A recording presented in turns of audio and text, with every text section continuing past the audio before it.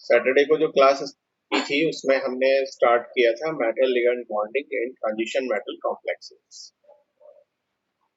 और transition metal complexes में जो मेटल और लिगेंड्स के बीच में जो बॉन्ड होता है वो किस तरह से होगा, किस तरह से बनेगा, क्या नेचर होगी, ये सब चीजें जो है इस चैप्टर में हम स्टडी करेंगे। और इसमें हमने जो लास्ट सेकेंड ईयर में आप लोगों ने कोऑर्डिनेशन कंपाउंड्स लेसन पढ़ा था, उसमें हमने बात की थी वैलेंस बॉन्ड थ्योरी की, to explain coordination compounds. Valence bond theory के कुछ पोस्टुलेट्स को डिस्कस किया था सैटरडे को हमने, और कुछ एग्जाम्पल हम देखेंगे। थोड़ा सा अगर आप वैलेंस बॉन्ड थ्योरी को भूल गए हो तो सैटरडे वाली जो क्लास है उसका एक बार रिकॉर्डिंग देखना, तो आप लोगों को वापस से रिमाइंड हो जाएगा। मैं थोड़ा सा आगे बढ़ता हूँ।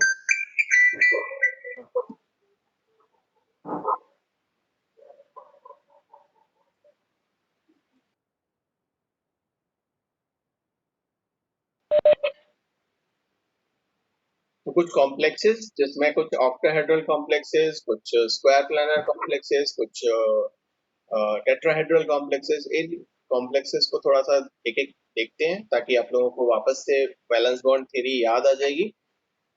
तो अगर हम कोऑर्डिनेशन कंपाउंड्स में ऑक्टाहेड्रल कॉम्प्लेक्सेस की बात करें, स्क्रीन शेयर कर रहा हूं मैं आप लोगों के साथ।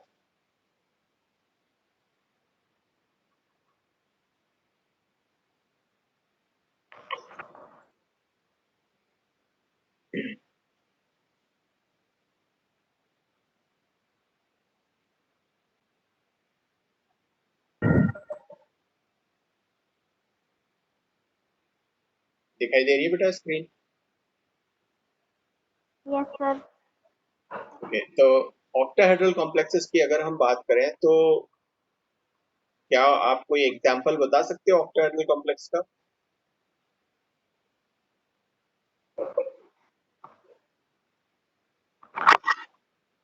Hexamine cobalt third ion.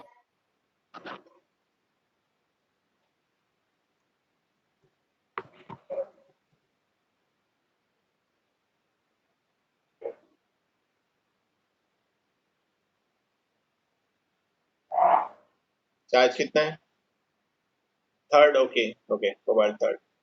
तो अगर हम इस एग्जांपल की बात करें कि हेक्सामेन कोबाल्ट थर्ड आयन, तो इसको अगर हम वैलेंस बॉन्ड थ्योरी से समझने की कोशिश करें तो आप कोबाल्ट का कॉन्फ़िगरेशन सबसे पहले लिखोगे, उसके बाद में देखोगे कि उसमें कितने वैकेंट ऑर्बिटल्स हैं, और वो वैकेंट ऑर्बिटल्स हाइब्रिडाइज होकर के अपनी एक ज्योमेट्री बनाएंगे जिसमें अपने आप को मोस्ट स्टेबल ज्योमेट्री में अरेंज करेंगे। और उसके बाद जो वैकेंट हाइब्रिड ऑर्बिटल्स हैं उसमें जो एमाइन लिगेंड है, वो एमाइन लिगेंड क्या करेगा, अपने लोन पेयर्स प्रोवाइड करके और एक कोऑर्डिनेशन बॉन्ड फॉर्म कर लेगा कोबाल्ट के साथ में।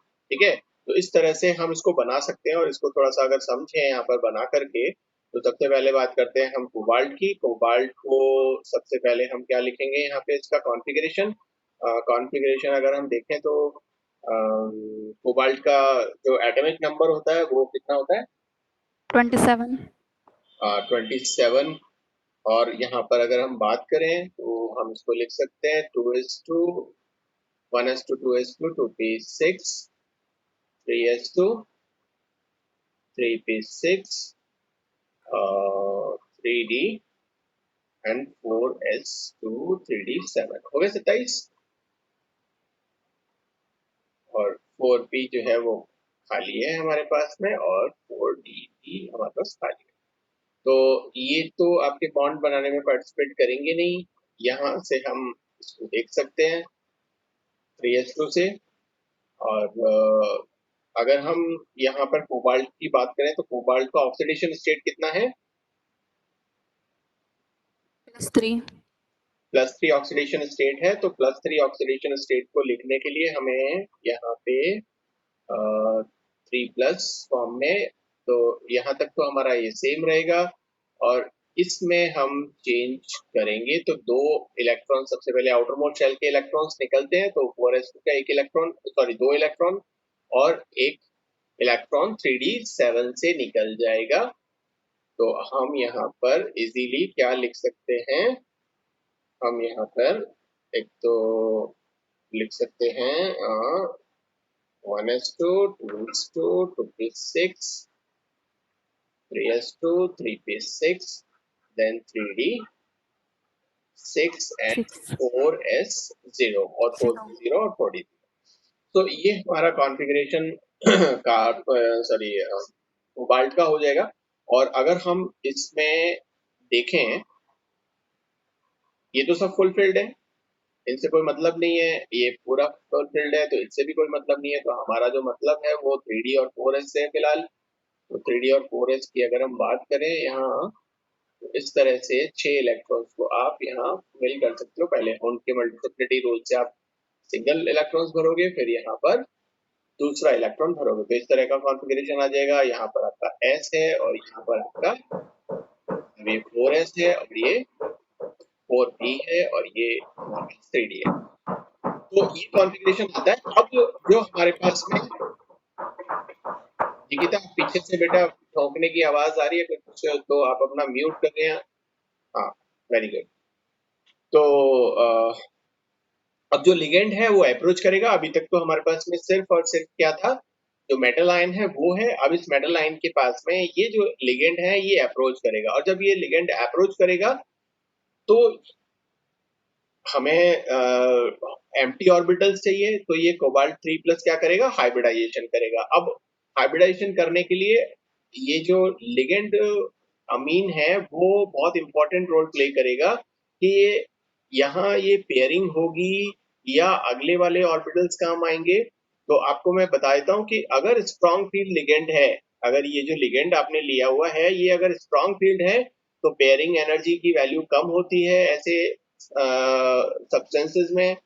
तो वहां पर पेयरिंग इजीली हो जाएगी, क्योंकि पेयरिंग वैल्यू कम है, इजीली जो है वो अटेन हो जाती है, तो पेयरिंग होना शुरू हो जाती है।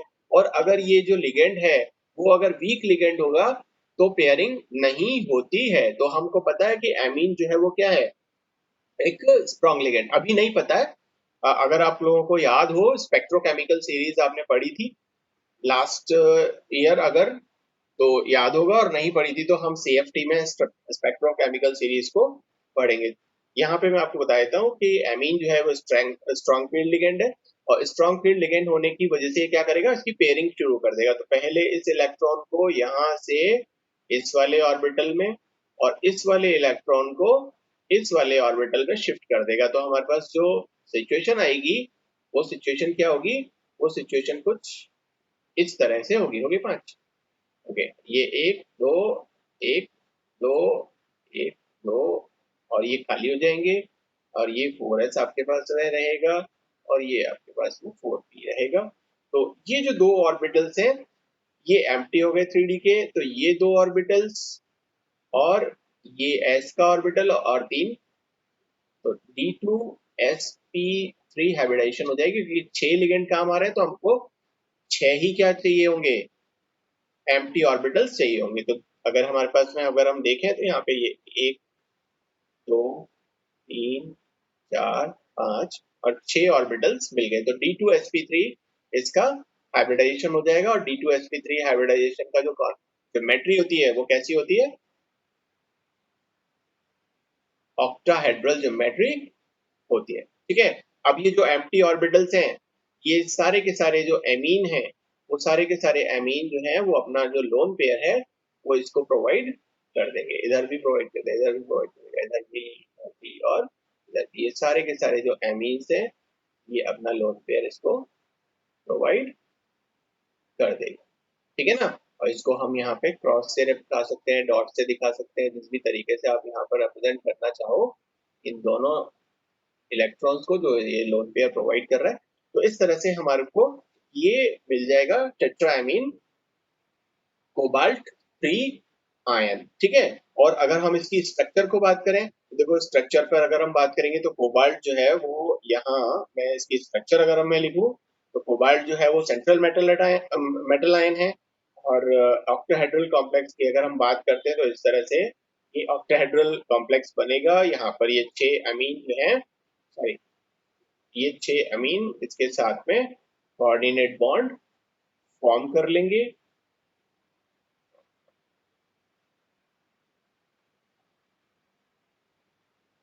इस तरह से, और ये कोऑर्डिनेशन स्क्वायर आपका है, और इस पूरे के ऊपर 3 पॉजिटिव चार्ज आ जाता है। ठीक है, सो ये इसका स्ट्रक्चर हो जाता है। और ये स्ट्रक्चर जो हमने यहाँ पर देखा है वो देखा है ऑक्टाहेड्रल कॉम्प्लेक्सेस के लिए। अच्छा, यहाँ इस ऑक्टाहेड्रल कॉम्प्लेक्सेस में एक अगर एग्जांपल अगर हम और लें, जैसे कि मैं एक एग्जांपल लूं हेक्सा एक्वा कोबाल्ट 3 आयन का, जैसे हेक्सा एक्वा कोबाल्ट 3 आयन ही सेम है, लेकिन यहाँ पर लिगेंड हमने चेंज कर दिया है। लिगेंड हमारे पास में जो यहाँ था वो था एमीन, और यहाँ जो लिगेंड हमारे पास में है वो है वाटर। अब दोनों में डिफरेंस क्या है कि एमीन इज स्ट्रॉन्ग लिगेंड और वाटर क्या है, एक वीक लिगेंड है। और वीक लिगेंड होने की वजह से ये क्या करेगा, ये इस डी ऑर्बिटल्स में जो प्रेजेंट इलेक्ट्रॉन्स है इसकी पेयरिंग नहीं करेगा, क्योंकि पेयरिंग एनर्जी जो है वो यहाँ पे ज्यादा होती है। और पेयरिंग एनर्जी अगर यहाँ ज्यादा हो जाएगी तो पेयरिंग होगी नहीं, तो अब कौन से ऑर्बिटल्स काम आएंगे, ये हमारे पास में जो 4d0 जो ऑर्बिटल था ये भी काम आ जाएगा। तो ये हम यहाँ पर इस तरह से लिख देंगे। तो ये एस और ये डी के दो, ठीक है ना, दोबारा बनाने की जरूरत है या मैं इसको ऐसे ही आप लोगों को समझ में आ रहा है? समझ आ रहा सर। ओके, तो यहाँ एक एस का 3 पी के और 2 डी के ऑर्बिटल्स काम आएंगे, और जो हाइब्रिडाइजेशन हमारे पास में आएगा वो आएगा sp3d2। इस हाइब्रिडाइजेशन में और इस हाइब्रिडाइजेशन में अंतर सिर्फ इतना सा है कि यहाँ हमें डी ऑर्बिटल जो है वो इनर ऑर्बिटल काम आया है, और ये जो डी है वो आउटर ऑर्बिटल का, और जो 4d है उसका 2 ऑर्बिटल्स यहाँ पे। Outer orbit. हाँ, तो जब डी वाले अंदर वाले होते हैं तो उन्हें हम इनर ऑर्बिटल कॉम्प्लेक्सेस बोलते हैं, और जब डी ऑर्बिटल्स बाहर वाले काम आते हैं आउटर मोस्ट ऑर्बिटल्स के शेल के, तो हम उसे क्या बोलेंगे, outer outer orbital orbit. Orbital complex बोलेंगे। तो देखो लिगेंड का एक इंपॉर्टेंट रोल प्ले ये हुआ कि जब हमने यहाँ पर एमीन लिया था, ठीक है, और ये एमीन क्या कर रहा है, ये एमीन कर ये रहा है कि ये बना रहा है डायमैग्नेटिक सब्सटेंस।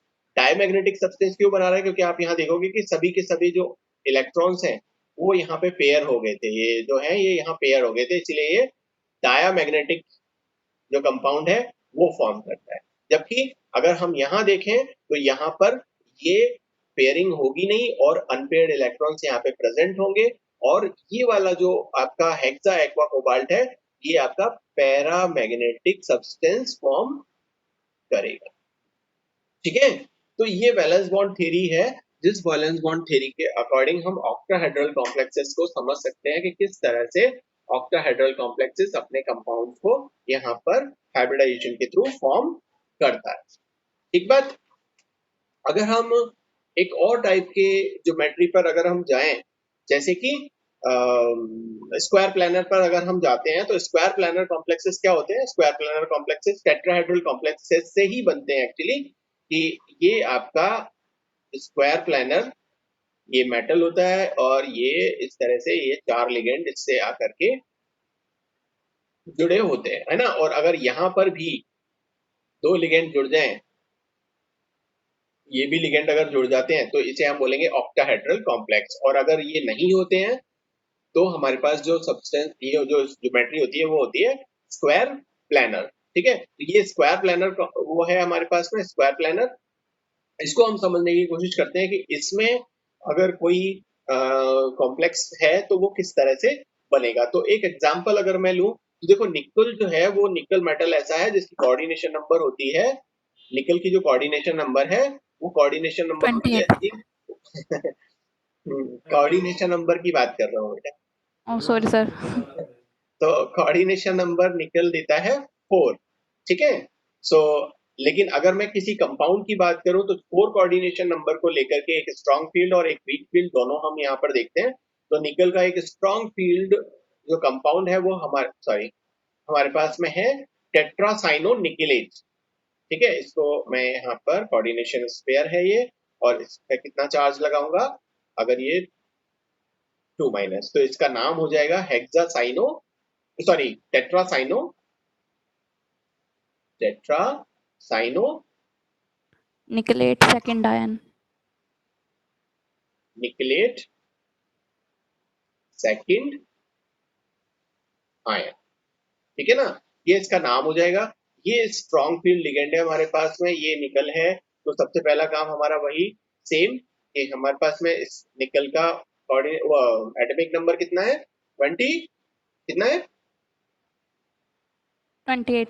28, है ना। अभी 28 है तो हम यहाँ पर वही सेम तरीके से इसका कॉन्फ़िगरेशन लिख देंगे। तो 1s2 2s2 2p6 3s2 3p6 3d and 4s2 and 8, is that right.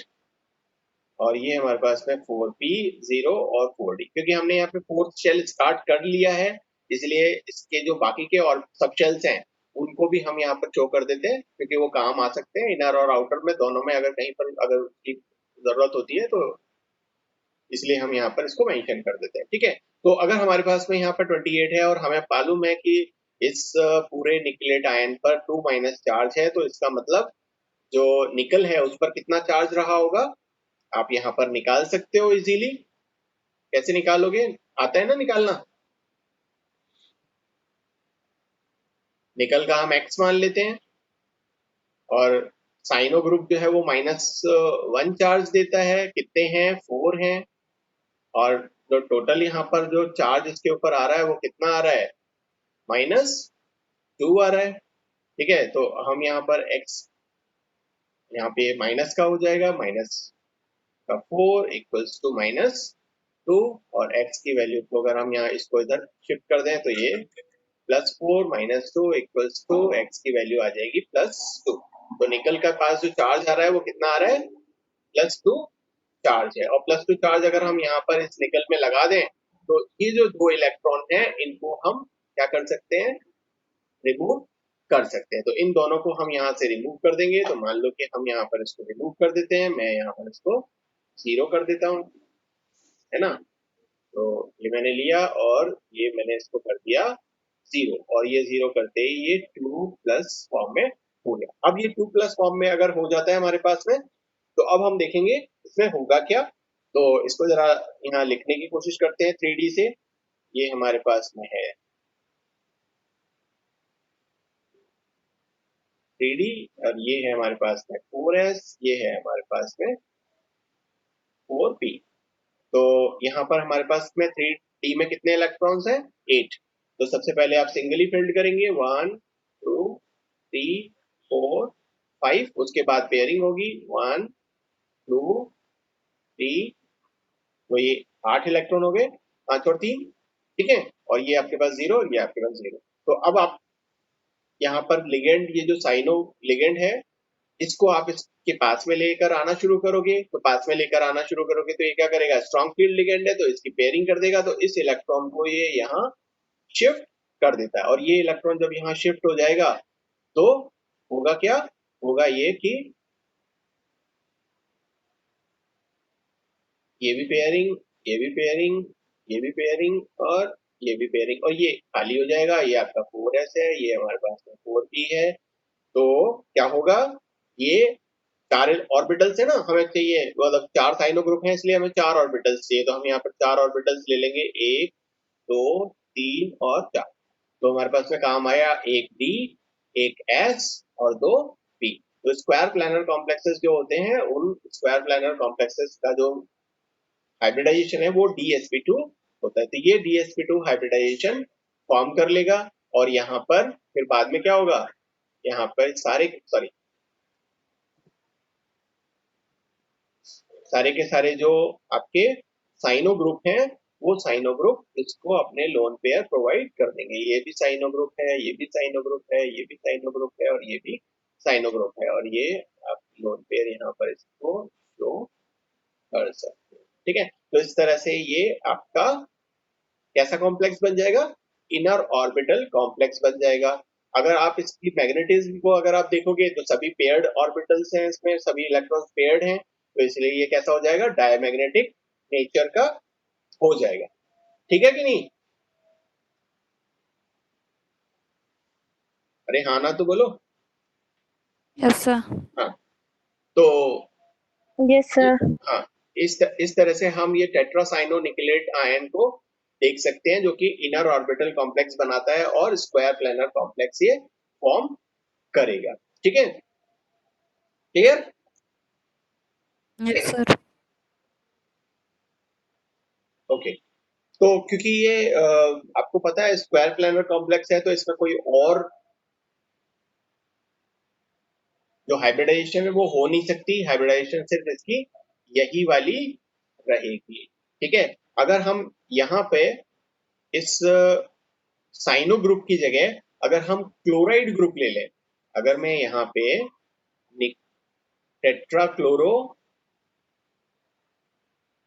टेट्राक्लोरो निकलेट 2- ion लेता, तो ये क्या बनाता?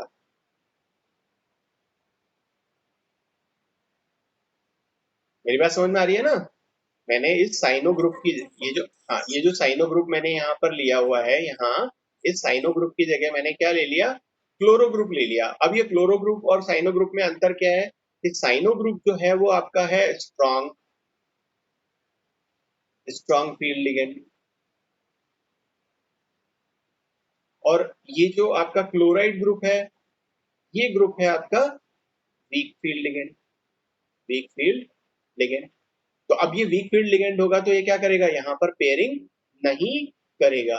तो ये वाली जो स्थिति है, ये वाली स्थिति ही हमारे पास में यहाँ पे रहने वाली है। ठीक है, तो ये क्या काम आएगा, जब ये तो यहाँ मैं नीचे अगर इसको वापस से लिखूं तो वहां पे थोड़ा सा मैसी हो गया काफी। 4s, ये 4p। ठीक है, तो मैं यहाँ पर अगर लिखूं तो यहाँ पे 8 सॉरी कितने इलेक्ट्रॉन्स, हाँ 8 इलेक्ट्रॉन्स डी में मुझे फिल करने हैं। तो 1 2 सॉरी 4,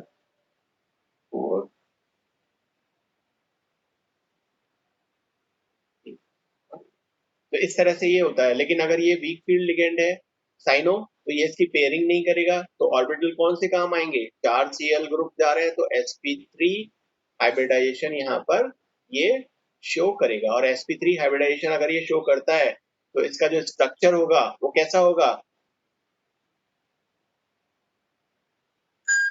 टेट्राहेड्रल स्ट्रक्चर फॉर्म होगा। ठीक है, तो यहाँ पर DsP2 था, इसलिए ये स्क्वायर प्लेनर कॉम्प्लेक्स बना रहा था। जब हमने वीक फील्ड ले लिया तो ये स्क्वायर प्लेनर कॉम्प्लेक्स ना बना करके टेट्राहेड्रल कॉम्प्लेक्स बनाएगा, क्योंकि इसकी कॉन्फ़िगरेशन, उसकी जो हाइब्रिडाइजेशन है वो sp3 रहेगी। ठीक है, मेरी बात समझ में आई आप लोगों को?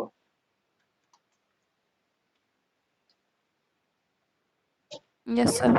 ओके, तो इस तरह से आप यहाँ पर अलग अलग कंपाउंड्स पर वैलेंस बॉन्ड थ्योरी के अकॉर्डिंग समझ सकते हो। उनका वो कंपाउंड लिखो, वो कॉम्प्लेक्स आयन है तो कॉम्प्लेक्स आयन लिखो, उसका कॉन्फ़िगरेशन लिखो जो सेंट्रल मेटल एटम है, और फिर देखो कि किस तरह का लिगेंड वहां पर उस कोऑर्डिनेशन कंपाउंड में काम आया है। या तो वो स्ट्रॉन्ग फील्ड लिगेंड होगा या फिर वो वीक फील्ड लिगेंड होगा। अगर स्ट्रॉन्ग फील्ड लिगेंड होता है तो आप उसकी क्या करेंगे, पेयरिंग करेंगे, क्योंकि वहां पे पेयरिंग एनर्जी जो है वो कम होती है, तो इजीली पेयरिंग हो जाती है उस एनर्जी को अटेन करके। तो और अगर वीक फील्ड लिगेंड है तो आप पेयरिंग नहीं करोगे, और जितने भी पॉसिबल एम्प्टी ऑर्बिटल्स आपको चाहिए वो हाइब्रिडाइजेशन कर दोगे, और आपकी ज्योमेट्री निकल के आ जाएगी कि वो किस तरह का कंपाउंड है। और साथ में और बहुत सारी प्रॉपर्टीज भी आप उस कंपाउंड की बता सकते हो, जैसे कि आप मैग्नेटिक नेचर उसका बता सकते हो, वो स्पिन पेयर्ड है, स्पिन फ्री है ना, वो जो चीज है वो सब आप चीजें बता सकते हो।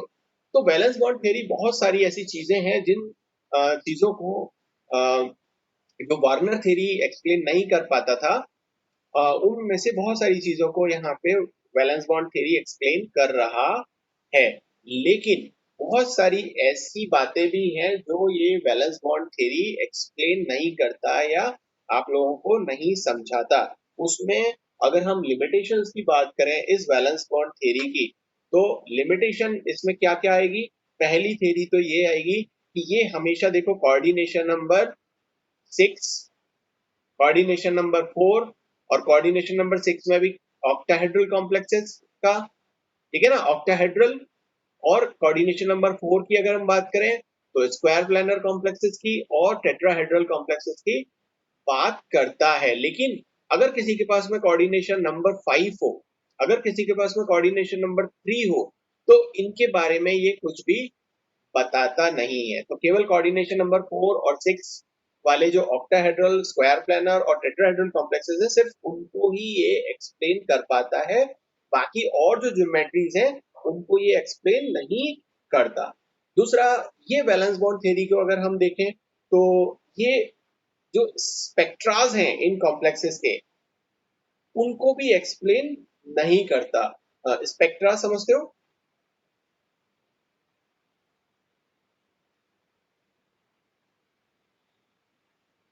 स्पेक्ट्रा समझते हो कि नहीं?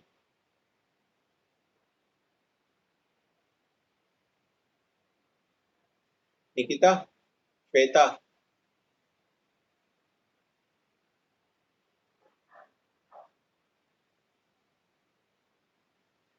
नहीं समझ रहे हो? sir. ओके, स्पेक्ट्रोस्कोपी पढ़ी है? Yes, sir. तो स्पेक्ट्रोस्कोपी में क्या पढ़ा है? क्या होती है स्पेक्ट्रोस्कोपी?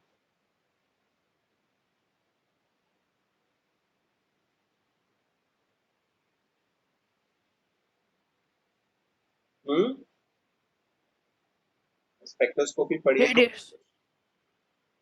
रेडिएशन के बारे में था। किसके बारे में? Radiation, electromagnetic wave radiation. Radiation के बारे में बताता है वो, तो इलेक्ट्रोमैग्नेटिक थ्योरी बता देती है रेडिएशन के बारे में। Spectroscopy UV radiation. है बेटा? UV radiation. Ultraviolet radiation. मैं आपको कह रहा हूँ ना कि जो रेडिएशंस के बारे में अगर आपको पढ़ना है तो आपको वो इलेक्ट्रोमैग्नेटिक रेडिएशन वाला चैप्टर आप पढ़ लोगे। उसमें इलेक्ट्रोमैग्नेटिक रेडिएशंस तो आपको मालूम ही है, वो गामा रेज से शुरू होता है, रेडियो वेव्स तक जाता है, उसमें सारे तरह की वेव्स आ जाती हैं। ये जो अलग अलग टाइप की स्पेक्ट्रोस्कोपी का नाम जो आप ले रहे हो कि यूवी स्पेक्ट्रोस्कोपी है, आईआर स्पेक्ट्रोस्कोपी है या एनएमआर स्पेक्ट्रोस्कोपी है, ये क्या है? स्पेक्ट्रोस्कोपी में क्या पढ़ते हो?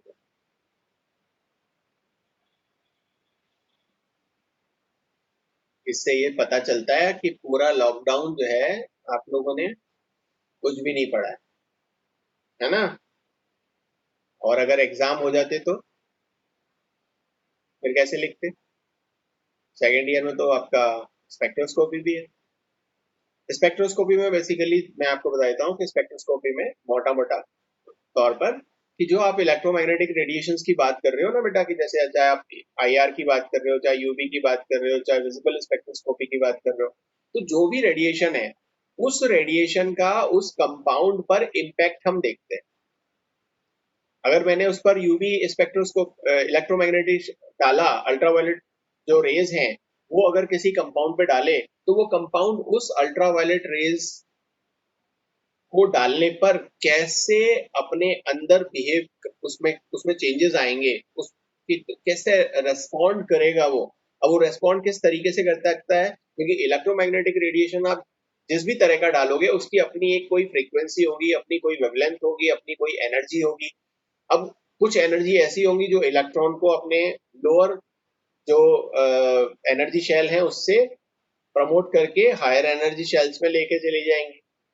कुछ एनर्जी ऐसी होंगी जो इसको प्रमोट तो नहीं कर सकती लेकिन अपनी जगह पर वाइब्रेट कर सकती है। कुछ एनर्जी ऐसी होंगी जो उसकी रोटेशन जो है उसको डिस्टर्ब कर सकती है।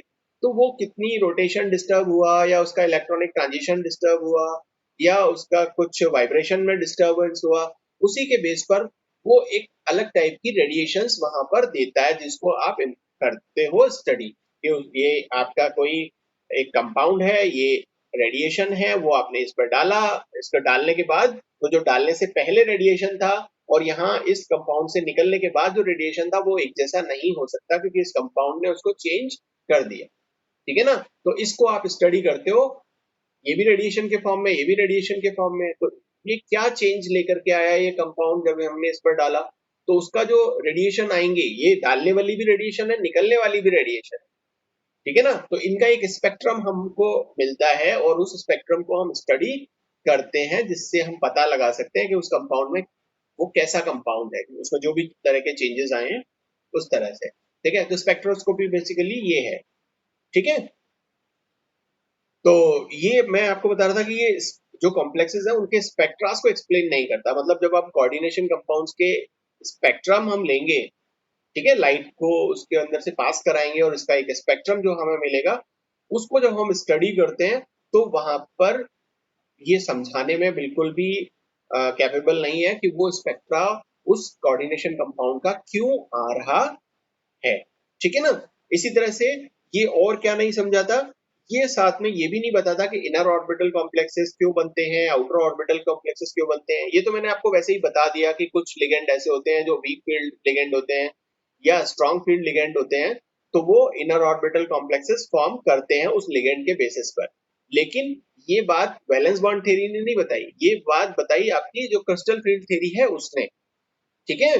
तो इनर और आउटर ऑर्बिटल क्यों बनते हैं वो ये थ्योरी एक्सप्लेन नहीं करती। साथ में ये थ्योरी ज्योमेट्री भी जो है बहुत ज्यादा अच्छे से नहीं बताती कि कुछ कंपाउंड्स ऐसे होते हैं जो ऑक्टाहेड्रल कॉम्प्लेक्सेस ही बनाएंगे, कुछ ऐसे होंगे जो टेट्राहेड्रल कॉम्प्लेक्सेस ही बनाएंगे, या स्क्वायर प्लानर कॉम्प्लेक्स जो है वही बनाएंगे। वो क्यों बनाते हैं, वो क्यों जो है अगर मैं निकल की बात करूं तो निकल जो है वो स्क्वायर प्लानर कॉम्प्लेक्सेस ही क्यों बना रहा है, या कोऑर्डिनेशन नंबर 4 वाला टेट्राहेड्रल कॉम्प्लेक्स ही क्यों बना रहा है, ऑक्टाहेड्रल कॉम्प्लेक्स क्यों नहीं बनाता, इस बारे में कोई एक्सप्लेनेशन ये थ्योरी नहीं देती। इसी तरीके से अगर हम कोऑर्डिनेशन नंबर 4 में भी जाएं, जैसे हमने अभी यहाँ पर कोऑर्डिनेशन नंबर 4 में देखा था कि ये स्क्वायर प्लानर और टेट्राहेड्रल ये दो टाइप की ज्योमेट्री को बताता है, लेकिन कौन स्क्वायर प्लानर बताएगा, कौन टेट्राहेड्रल बताएगा, किन कंडीशंस में बताएगा, इस बारे में भी वैलेंस बॉन्ड थ्योरी किसी टाइप का कोई एक्सप्लेनेशन नहीं देती। साथ में ये थ्योरी ये भी नहीं बताती कि कोई भी रिएक्शन जो है कोऑर्डिनेशन कंपाउंड्स की उसकी रेट क्या होगी, वो कितनी तेजी से होगी या स्लोअर होगी, उसके बारे में कोई इंफॉर्मेशन नहीं। उस रिएक्शन के दौरान उसकी मैकेनिज्म क्या है, किस तरीके से वो ब्रेक हुआ, किस तरीके से उसने जो है बीच में इंटरमीडिएट्स बनाए और प्रोडक्ट में कन्वर्ट हुआ,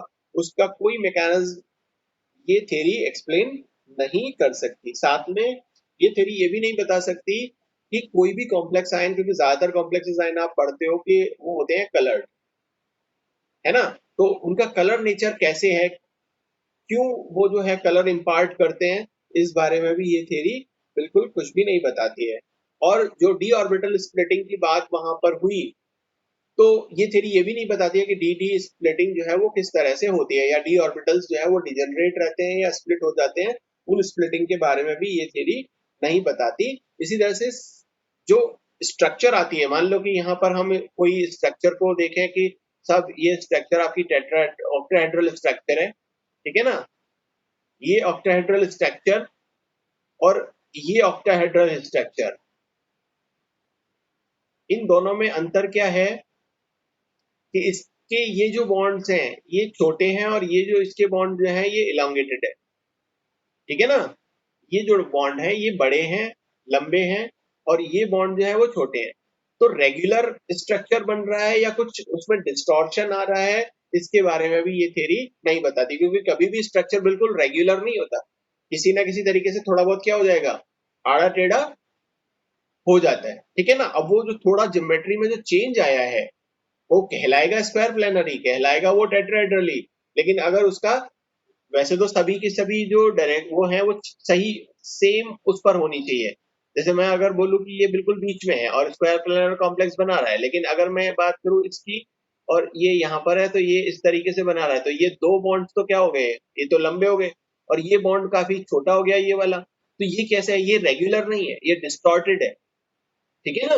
तो ये डिस्टॉर्शन जो इसमें हो रहा है, ये डिस्टॉर्शन क्यों हो रहा है, उसकी वजह भी ये coordination sorry valence bond theory explain नहीं करती। तो ये बहुत सारी कमियां थी इस वैलेंस बॉन्ड थ्योरी की, जिसकी वजह से इस थ्योरी को रिप्लेस करने के लिए एक दूसरी थ्योरी आई, और जिस थ्योरी को हम पढ़ते हैं क्रिस्टल फील्ड थ्योरी, ठीक है ना। Crystal field theory, theory.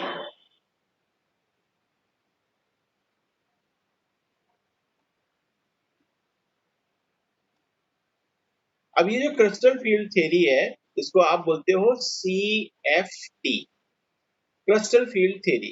ये क्रिस्टल फील्ड थ्योरी पैथे और ब्लैक ने दी, ठीक है। पैथे ब्लैक ने जब ये थ्योरी दी तो उन्होंने इस थ्योरी को लेकर के कुछ पॉस्टुलेट्स दिए, बताया कि ये थ्योरी क्या है और किस तरीके से वैलेंस बॉन्ड थ्योरी की जो शॉर्टकमिंग्स थी या लिमिटेशंस थी उनको किस तरीके से ये एक्सप्लेन कर सकती है। तो बहुत सारी बातें तो जो वैलेंस बॉन्ड थ्योरी में कही गई थी वो ही क्रिस्टल फील्ड थ्योरी में कही गई, लेकिन कुछ बातें जो थी जो वैलेंस बॉन्ड थ्योरी ने नहीं बताई थी वो बातें इन्होंने बताई। तो पहले मैं आप लोगों को जो इसके पॉस्टुलेट्स बताता हूँ जो कि वैलेंस बॉन्ड थ्योरी से मैच करते हुए होंगे। जैसे जो भी कॉम्प्लेक्स कंपाउंड होगा उसमें आपको पता है कि मेटल और लिगेंड दो तरह के एंटाइटीज वहां पर होती हैं। तो मेटल और लिगेंड जो है वो जो कॉम्प्लेक्स बनाते हैं वो प्योरली आयनिक होता है। मेटल और लिगेंड से बना हुआ मेटल आयन और इस लिगेंड से बना हुआ जो कॉम्प्लेक्स होगा वो कैसा होगा, वो आयनिक नेचर का होगा, ठीक है। पहली बात इन्होंने ये बताई। दूसरी बात इन्होंने क्या बताई कि जो सेंट्रल मेटल एटम होगा किसी भी कॉम्प्लेक्स का उसका जो पॉजिटिव आयन है उस पर जो पॉजिटिव चार्ज है वो उसके ऑक्सीडेशन स्टेट के बराबर होता है। जैसे कि मान लीजिए कि अभी यहाँ पर आपने एक कंपाउंड बताया था मुझे, उस कंपाउंड को मैं यहाँ पर अगर लिखूं और ये इस तरीके से, तो ये जो सेंट्रल मेटल आयन है कॉपर, सॉरी कोबाल्ट, ये कोबाल्ट का सेंट्रल मेटल आयन इसकी जो ऑक्सीडेशन स्टेट होगी यही इसका पॉजिटिव चार्ज होगा। तो इसका ऑक्सीडेशन स्टेट क्या है, 3+, तो यही इसकी ऑक्सीडेशन स्टेट होगी। तीसरी बात इन्होंने क्या बताई, तीसरी बात इन्होंने बताई कि जो भी मेटल आयन या मेटल एटम यहाँ पे जो प्रेजेंट है, जो इस लिगेंड से सराउंडेड है, उस लिगेंड के जो लोन पेयर्स हैं वो ये एक्सेप्ट करता है और उन्हीं लिगेंड के साथ में ये सराउंडेड रहेगा जिनके पास कम से कम एक लोन पेयर जरूर से जरूर प्रेजेंट हो। अगर एक भी लोन पेयर वहां प्रेजेंट नहीं है तो ये उस लिगेंड के साथ में, ये मतलब ये जो सेंट्रल मेटल एटम है कोबाल्ट, ये उस लिगेंड के साथ में कोऑर्डिनेट बॉन्ड नहीं बनाता, ठीक बात। इसी तरह से एक और चीज उन्होंने बताई, वो क्या बताई कि लिगेंड्स जो है वो पॉइंट चार्जेस होते हैं, उसमें कई तरीके के लिगेंड हो सकते हैं। वो ऐसे भी हो सकते हैं जिन पर नेगेटिव चार्ज हो, जैसे कि आपका Cn- है, जैसे आपका Cl- है, जैसे कि आपका OH- आयन है, जैसे कि आपका ब्रोमीन- आयन है, जैसे कि आपका नाइट्रेट है। ये ऐसे हो सकते हैं जिन पर निगेटिव हो सकता है। ऐसे भी हो सकते हैं जो न्यूट्रल होंगे, जैसे कि आपका इस तरीके से है, जैसे कि आपका एथिलीन डायमीन है, जैसे कि आपका एमीन है, जैसे कि आपका कार्बन मोनो ऑक्साइड है। ऐसे करके बहुत सारे लिगेंड हो सकते हैं, लेकिन उन सबके पास में क्या होना चाहिए, एक लोन पेयर प्रेजेंट होना चाहिए। अब ये जो इलेक्ट्रॉन्स हैं इस सेंट्रल मेटल एटम के, ठीक है ना, ये डी ऑर्बिटल्स में होते हैं। ये जो सेंट्रल मेटल एटम है इसके जो ऑर्बिटल्स हैं वो डी ऑर्बिटल में होते हैं, जैसे कि मैंने आपको यहाँ पे बताया ये डी ऑर्बिटल्स में है। तो जब ये लिगेंड इसके पास आता है, अप्रोच करता है, तो ये जो डी ऑर्बिटल्स हैं जिसको आप इस तरीके से रिप्रेजेंट करते हो, ये इस तरीके से डी ऑर्बिटल्स नहीं रहते, बल्कि आपको पता है डी ऑर्बिटल्स क्या होते हैं। डी ऑर्बिटल्स, आपने पी ऑर्बिटल्स के बारे में अगर पढ़ा होगा तो पी ऑर्बिटल तीन तरह के होते हैं। एक होता है जिसको हम बोलते हैं पी एक्स, एक होते हैं आपके पी वाई, और एक होते हैं आपके पी जेड। अगर ये p x, p y, p z है तो इसको आप किससे रिप्रेजेंट करोगे, मैं यहाँ पर आपको थोड़ा सा वापस लेके चलता हूँ। ये आपकी एक्स एक्सिस है, ये आपकी वाई एक्सिस है, ये आपकी जेड एक्सिस है। अगर आपने यहाँ पे पी एक्स ऑर्बिटल की हम बात कर रहे हैं तो पी एक्स ऑर्बिटल इस तरीके से बनेगा, इस एक्स एक्सिस के अलावा। ये जो ऑर्बिटल है ये आपका पी एक्स ऑर्बिटल है। लेकिन अगर आपने इस तरीके से ऑर्बिटल बनाया जो वाई एक्सिस पर है तो उसे हम बोलेंगे पी वाई ऑर्बिटल। और अगर आपने ये जेड एक्सिस के अलोंग इसको बनाया तो ये आपका हो जाएगा पीजेड ऑर्बिटल। ये तो डंबल शेप्ड होते हैं, इस तरीके से आप इसको रिप्रेजेंट कर देते हैं। लेकिन अगर हम इन ऑर्बिटल्स की बात करें जो डी में हैं तो ये 5 टाइप के होते हैं। कौन कौन से होते हैं? एक तो होता है डी एक्स वाई, एक होता है डी वाई जेड, एक होता है डी जेड एक्स, एक होता है d x square minus y square, और एक होते हैं आपके डी जेड स्क्वायर। ये 5 टाइप के ऑर्बिटल्स डी ऑर्बिटल में देखने को मिलते हैं, जिसमें से ये जो 3 हैं ये अलग तरह के होते हैं।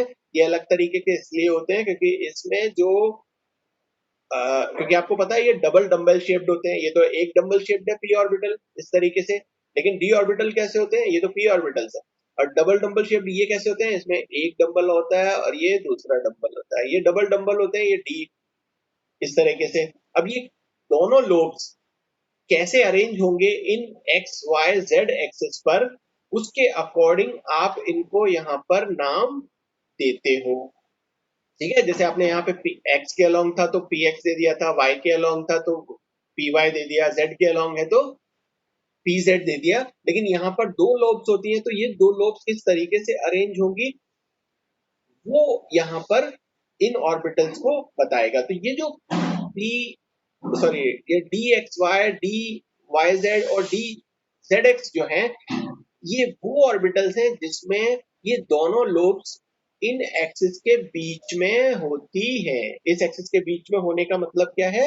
इस एक्सिस के बीच में होने का मतलब ये है कि ये हमारे पास में एक्स एक्सिस है, ये हमारे पास में वाई एक्सिस है। ठीक है ना? तो जो लोब्स होंगी वो किसके बीच में होंगी? इन 2 ऑर्बिटल्स के बीच में होंगी। ठीक है ना? अब इन 2 ऑर्बिटल्स के अगर बीच में होती हैं तो इसे हम क्या बोलते हैं?